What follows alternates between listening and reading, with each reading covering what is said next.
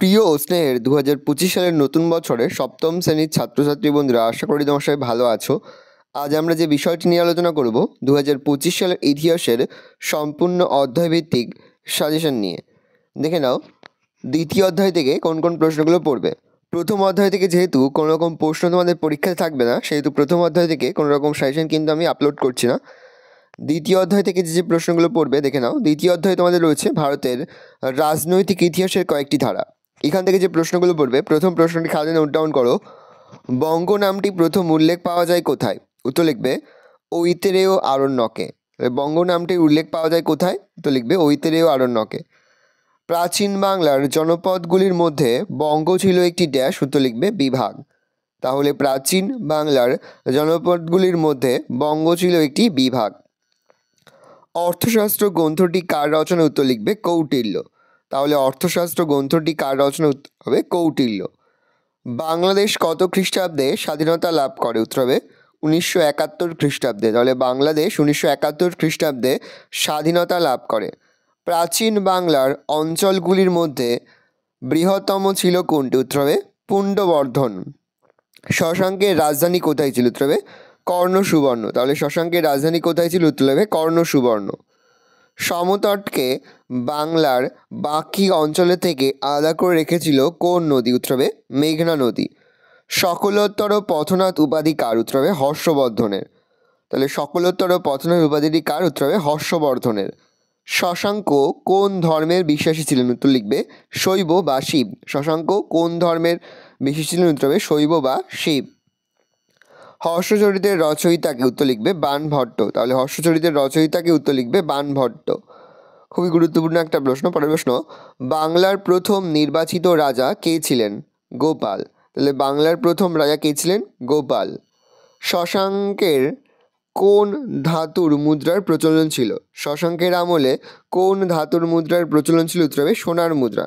শশাঙ্কের আমলে সোনার মুদ্রার ধাতুর প্রচলন ছিল। বাংলায় পাল বংশের রাজত্ব শুরু হয় কত খ্রিস্টাব্দে? আনুমানিক 750 খ্রিস্টাব্দে।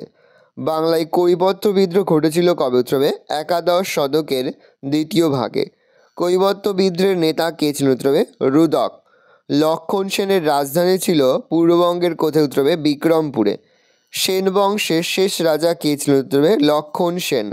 সেন বংশের শেষ রাজা কে ছিলেন? উত্তর হবে লক্ষণ সেন।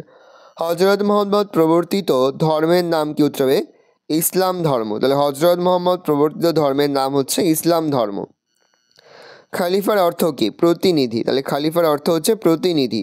সুলতান মোহাম্মদ কতবার ভারতবর্ষ আক্রমণ করেছিলেন? উত্তর হবে 17 বার। সুলতান মোহাম্মদ কতবার ভারতবর্ষ আক্রমণ করেছিলেন? উত্তর হবে 17 বার। বাংলায় কোন রাজার আমলে তুর্কি আক্রমণ ঘটে? উত্তর হবে লক্ষণ সেনের আমলে। তাহলে বাংলায় কোন রাজার আমলে তুর্কি আক্রমণ ঘটে? উত্তর হবে লক্ষণ সেনের আমলে। সুলতান মাহমুদের ভারত আক্রমণের প্রধান উদ্দেশ্য কী ছিল? ভারতের ধনসম্পদ লুণ্ঠন। সন্ধ্যাকর নন্দী কোন কাব্যে কৈবর্ত বিদ্রোহের বিবরণ পাওয়া যায়? সন্ধ্যাকর নন্দীর রামচরিত কাব্যে কৈবর্ত বিদ্রোহের বিবরণ পাওয়া যায়। প্রশ্ন, হজরত মোহাম্মদ তার অনুগামীদের নিয়ে মদিনা শহরে চলে আসে কত খ্রিস্টাব্দে? 622 খ্রিস্টাব্দে। সুবা শব্দের অর্থ কী? প্রদেশ বা রাজ্য। কোন অঞ্চলটি বরেন্দ্র নামে পরিচিত ছিল? উত্তর ভাগীরথী ও কাতর নদীর মধ্যবর্তী এলাকায় বরেন্দ্র নামে পরিচিত ছিল। বাংলায় প্রথম স্বাধীন রাজা কে ছিলেন? শশাঙ্ক ছিলেন বাংলার প্রথম স্বাধীন রাজা। বাংলার কয়েকটি জনগোষ্ঠীর নাম লেখো। বঙ্গ, গৌড়, পুণ্ড্র প্রভৃতি। হর্ষবর্ধনের সভাকবি কে ছিলেন? উত্তর লিখবে বাণভট্ট। তাহলে হর্ষবর্ধনের সভাকবি কে ছিলেন? উত্তর লিখবে বাণভট্ট। শশাঙ্ক কোন দেবতার উপাসক ছিলেন? উত্তর দেবে শশাঙ্ক শিবের উপাসক ছিলেন। সেন বংশের প্রতিষ্ঠাতা কে ছিলেন? উত্তর লিখবে সামন্ত সেন। তাহলে সেন বংশের প্রতিষ্ঠাতা কে ছিলেন? উত্তর হবে সামন্ত সেন। সেন বংশের শেষ শক্তিশালী রাজা কে ছিলেন? উত্তর লিখবে লক্ষণ সেন। সেন বংশের শেষ শক্তিশালী রাজা ছিলেন লক্ষণ সেন। আরবের কোন দিকে আরব সাগর অবস্থিত? উত্তর হবে দক্ষিণ দিকে। তাহলে আরবের কোন দিকে আরব সাগর অবস্থিত? দক্ষিণ দিকে। প্রথম খলিফার নাম কি? উত্তর হবে আবু বক্কর। তাহলে প্রথম খলিফার নাম হচ্ছে আবু বক্কর। সুলতান মোহাম্মদ কোথায় শাসক ছিলেন? সুলতান মোহাম্মদ গজনির শাসক ছিলেন। ইসলাম ধর্মের অনুগামীরা কী নামে পরিচিত ছিল? মুসলমান নামে পরিচিত ছিল। তাহলে ইসলাম ধর্মের অনুগামীরা মুসলমান নামে পরিচিত ছিল। বখতিয়ার খলজি কত খ্রিস্টাব্দে মারা যান? উত্তরে 1206 খ্রিস্টাব্দে বখতিয়ার খলজি মারা যান। পরের প্রশ্ন, কত খ্রিস্টাব্দে কোথায় লক্ষণ সেন মারা যান? উত্তর লিখবে 1206 খ্রিস্টাব্দে পূর্ববঙ্গে লক্ষণ সেন মারা যান। কবে দিল্লিতে সুলতানি শাসন প্রতিষ্ঠা করেন? 1206 খ্রিস্টাব্দে কুতুবউদ্দিন আইবক দিল্লিতে সুলতানি শাসন প্রতিষ্ঠা করেন। খলিফা অধিকারের অঞ্চলকে কি বলা হতো? উত্তর হবে খিলাফত। ভালো করে দেখে নাও, এই মাত্র কয়েকটি প্রশ্নই কিন্তু তোমরা দ্বিতীয় অধ্যায় থেকে তোমাদের খাতা থেকে তোমরা কিন্তু মুখস্থ করে ফেলবে।